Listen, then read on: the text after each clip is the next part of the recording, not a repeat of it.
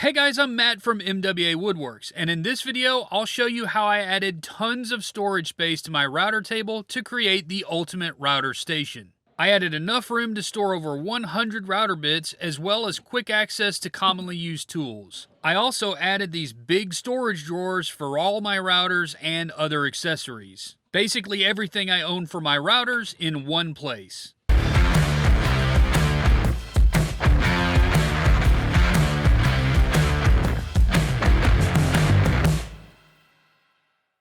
Since the top and the rails of the router table are black, I wanted to find a way that I can make the entire cabinet black. Now at first I considered painting plywood because I really didn't want to use black melamine. I'm not a fan at all of particle board. But then I found something that I'd never seen before at my local plywood dealer. It's called shelf liner, and it's got a melamine-like coating on top of a plywood core. This was a huge find and exactly what I was thinking about for this project. So the first step here is just to cut this panel up into strips and then take those strips over to the MFT table and cut them into the side panels. I need a total of 4 here. The only other thing I need to do with these is cut notches out on 2 corners, and this is going to allow space for the bolts that connect the frame together to stick through. To do this kind of notching operation, I like to use my bandsaw and set up a mag switch to act like a positive stop. I can just set my fence into position and then I can knock these cuts out fast, and each one is exactly the same. To get the short side of the notch, I just reposition the fence and the magnet and keep on cutting. Now I'm going to go ahead and cut one last strip, and this is going to be for the drawer fronts later on. Also, one other thing I need to do right now is to measure how much room I have underneath the dust box. I want to be able to squeeze in a shallow drawer here to really maximize the storage space in this cabinet. And after I take that measurement, I can go ahead and remove the dust box to get it out of the way. And while I'm at it, I'll go ahead and remove the old power switch. Alright, the first step to the installation here is going ahead and drilling a few holes in the frame, and this is just going to allow me to screw the panels in place. And once all that's done, I begin sliding in the panels and fastening them in. 2 panels for the bottom and 2 for the top. And you can kind of see here why I cut those notches out to allow the bolt holes through. That's going to allow these panels to sit flush up against the rails. Now I went ahead and cut the back panels out of 1/2-inch ply and not the black shelf liner. The back panel is never really going to be seen, and this is just going to allow me to have a little extra depth when I build my drawer boxes. And for the top panel, I need to make sure that I cut an access hole for the dust collection port, as well as some air vents to allow the router to get air while it's being operated. Now, I certainly could have done this job with a handheld router and templates, but I thought this was a perfect time to use my CNC, and so that's what I went ahead and did. So as I was installing the lower back panel in place, I noticed that I overcut my notches here, but that's okay again. This is really not going to be seen. It's going to be behind a drawer, so no worries. The top panel, on the other hand, fit really well, and I got that fastened in too.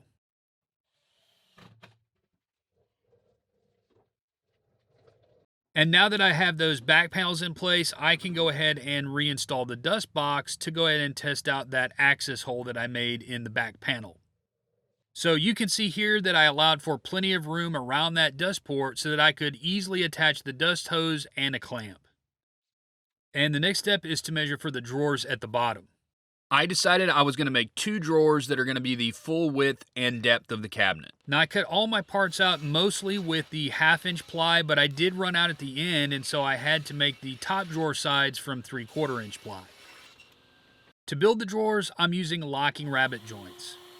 So locking rabbet joints are a simple joint to make, and sticking with the router theme here, I'm going to use a 1/4-inch router bit to make all these cuts. You could also do this with a flat grind tooth saw blade at the table saw. There are no screws or dowels needed. This is all going to be done with just glue and clamps. I start by making grooves down the sides of the side panels.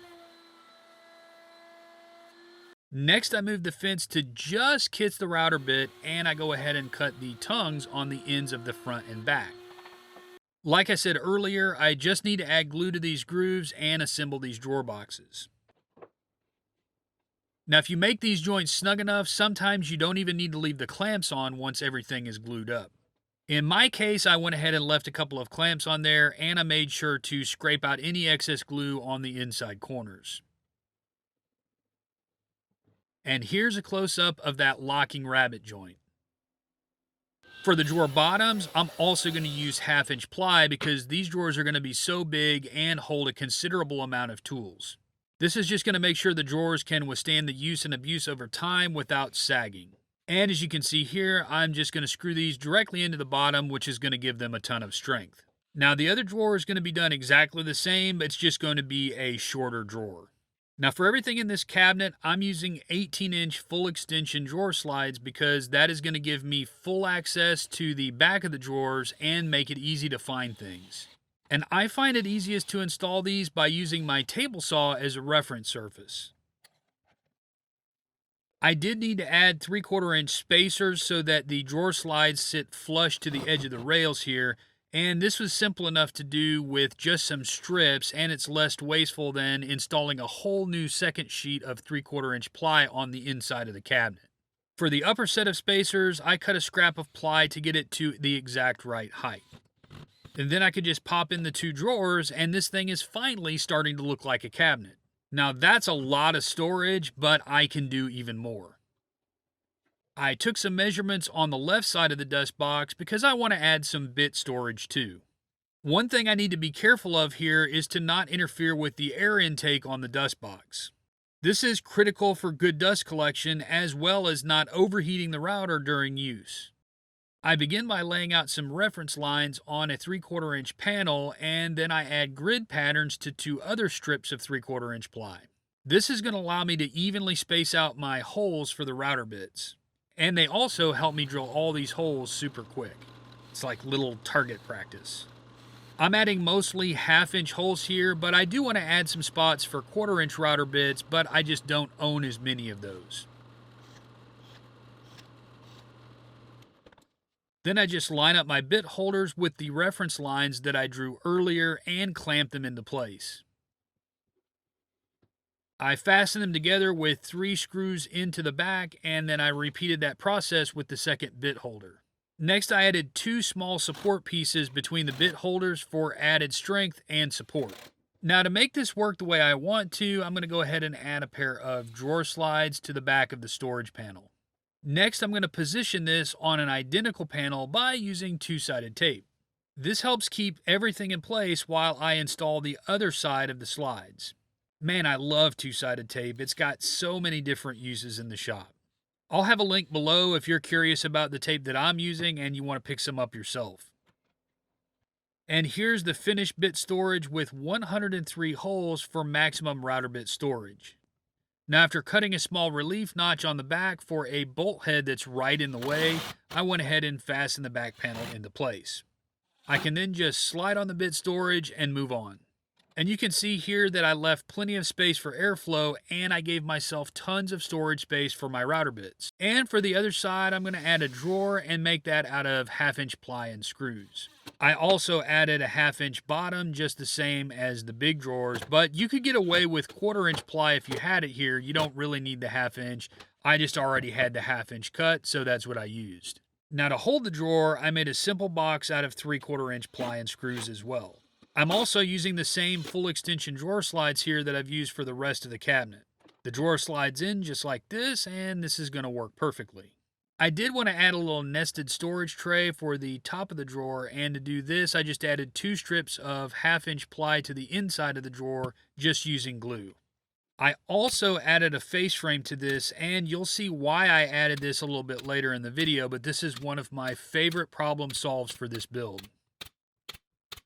Now, because I couldn't squeeze this around the dust box, I did have to remove it once again, but this did give me plenty of room to install this.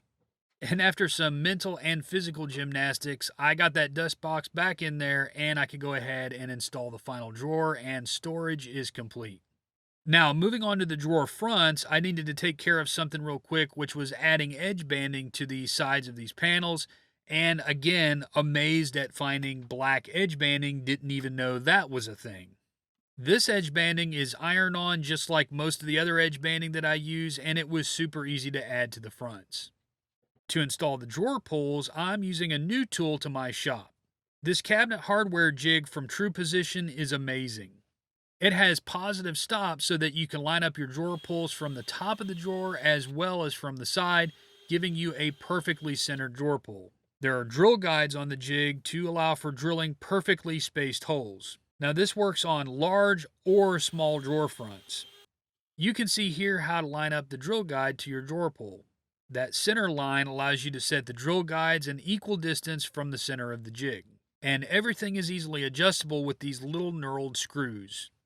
To install the drawer fronts, I always start from the bottom, and I use a spacer to help me set the correct height and keep everything straight. This is another spot on projects where I like to use double-sided tape. In this case, it's going to keep my drawer fronts in place and not allow them to slide around tiny amounts in one direction or the other as I drill holes. Next, I add 2 screws to the holes where the drawer pulls are going to go, and that's going to hold the drawer front in place while I screw everything in from the back side to hold the front on permanently. I can then take those 2 screws out and finish drilling the holes all the way through the drawer. How awesome is that little hack for installing drawer fronts? I can then set the next drawer front in place by using washers to give me the correct spacing from the drawer below. And then I just repeat that whole process over again. This really does make drawer front installs much less stressful. Next, I added fronts to the bit storage and then the top drawer. I then wanted to add a door panel in the middle to cover up the dust box but allow you to still be able to access it. To do this, I'm using hidden Euro hinges and I'm attaching the door to that little face frame that I added to the top drawer box.